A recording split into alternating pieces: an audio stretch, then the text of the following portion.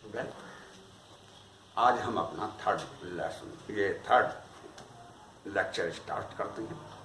इसमें जो हमारा कल का इंटरफेरेंस का रह गया था फ्रिंज वाइड एज, आज हम वो एक्सप्लेन करेंगे। और ये फ्रिंज वाइड एज कैसे बनती है, कितनी होती है, इक्वल होती है, किस प्रकार की, ये हम आज इसको यहाँ पर कैलकुलेट कर लेंगे। देखिएगा, कल जो है इससे पहले वाली वीडियो में हमने करा था x is equal to n lambda capital D upon D, where capital D is the distance between screen and double slit and small d is the distance of two source of light, coherent source of light। अब देखिएगा, यदि हमें किन्हीं भी दो fringe के बीच की wide find करनी है तो देखिएगा उसके लिए हम सीधा सा है, यदि 5 फ्रिंज की वाइड में से 4 फ्रिंज की वाइड घटा दे तो हमें 5वें फ्रिंज की वाइड मिल जाएगी। और इसी प्रकार यदि 6 फ्रिंज की वाइड में से 5 की सब्ट्रैक्ट कर देते हैं तो हमें 1 की मिल जाएगी। हम उसी मेथड का यहाँ पर यूज करते हैं। Let nth fringe is xn implies it xn is equal to n lambda capital D upon D. So xn minus 1 is equal to n lambda capital D upon D। ये होगी O से, जो उसका हमारा interference का जहाँ ठीक पर दोनों पर जब वेयर मिल रही थी, मिडिल पॉइंट था वहां पर, ये इस प्रकार था। ये यहाँ पर O जो इसका परपेंडिकुलर बाइसेक्टर था, S1 S2, ये यहाँ से ये इसकी डिस्टेंस मान लिया ये x है, यही था। तो यहाँ पर ये होगी nth फ्रिंज और ये होगी n-1। अब देखिएगा, यदि हमें फ्रिंज वाइड एज निकालनी है, फ्रिंज वाइड एज को हम फ्रिंज वाइड एज को हम बीटा से रिप्रेजेंट करते हैं।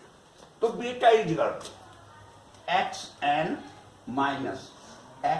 माइनस 1, वैल्यू पुट कर दीजिएगा, implies it beta is equal to n lambda capital D upon D minus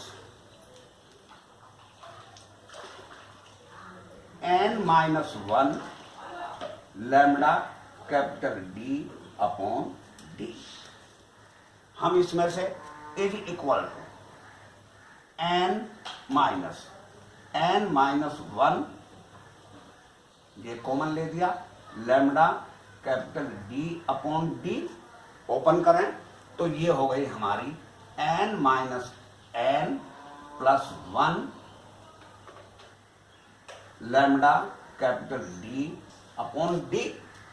ये n से n हमारा कैंसिल आउट हो गया, तो beta is equal to lambda capital D upon D।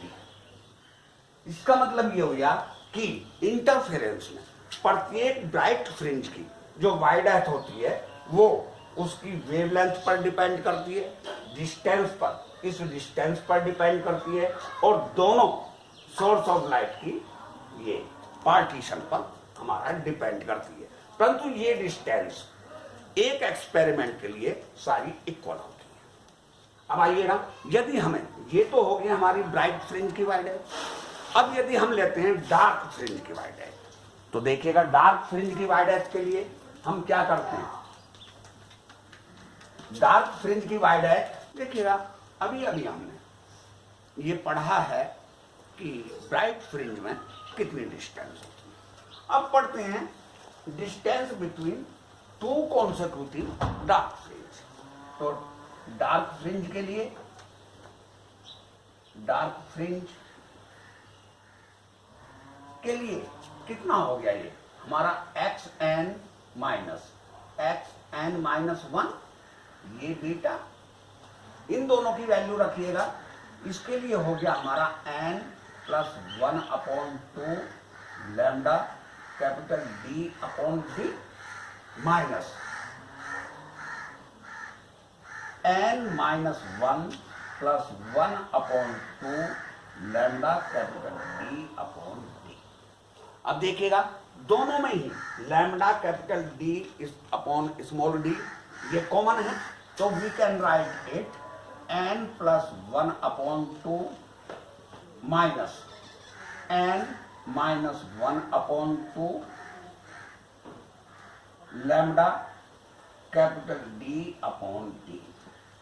Open करिएगा n plus 1/2 minus 1n plus 1/2 lambda capital D upon D। Yes, अब n से n cancel हो गया, ये हाफ है ये हाफ है, दोनों मिलकर 1 हो गए, तो ये हो गया implies that beta is equal to lambda capital D upon D। तो देखिएगा एक बात नोट करने की है कि इतनी ही हमारी ब्राइट फ्रिंज की वाइड डेप्थ आई है, therefore we can say that the wide depth of the dark fringe and bright fringe are the same in interference pattern.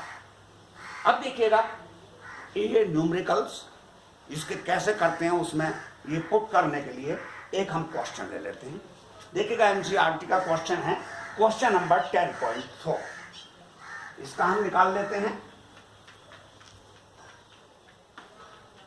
Question number 10.4 इसमें इसने गिवन है D is equal to 0.28 millimetre equal to 0.28 into 10 to the power -3 metre. Yes, इसके पश्चात है capital D is equal to 1.4 metre, इसके और है x is equal to 1.2 centimetre is equal to 1.2 into 10 to the power -2 metre. Fourth fringe की तो n is equal to हो गया हमारा 4। अब हमें जो है फाइंड करना है वेवलेंथ फाइंड करना, ब्राइट फ्रिंज है। तो देखिएगा फॉर्मूला क्या है, फॉर्मूला है xn is equal to n lambda into capital D upon D implies that lambda is equal to xn D upon n capital D। Value put करिएगा, कितना हो गया 1.2 into 10 to the power -2 into 0.28 into 10 to the power -3 upon 4 into 1.4। ये हो गई हमारी metre. अब देखिएगा इस डेसिमल से ये डेसिमल कैंसिल आउट, हम इसको लिख सकते हैं equal to 12 into 28 into 10 to the power -2 -2 -3 upon 14 into 4 3 जा और 14 2 जा equal to 6 into 10 to the power -7 metre. ये आ गई हमारी वेवलेंथ। यस, क्लियर हो गया। अब देखिएगा ऐसा ही इसमें एक क्वेश्चन जो है ये काफी इंपॉर्टेंट है और ये कई बार बोर्ड में भी आ चुका है। इसके लिए है ये question number 10.5।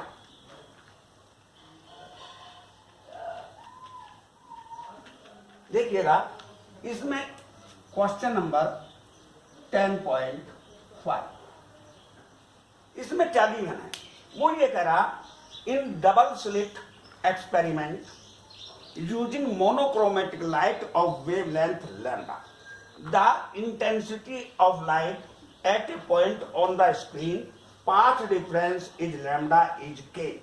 What is the intensity of light at a point where the path difference is lambda by 2। अब देखिएगा जहां पर पाथ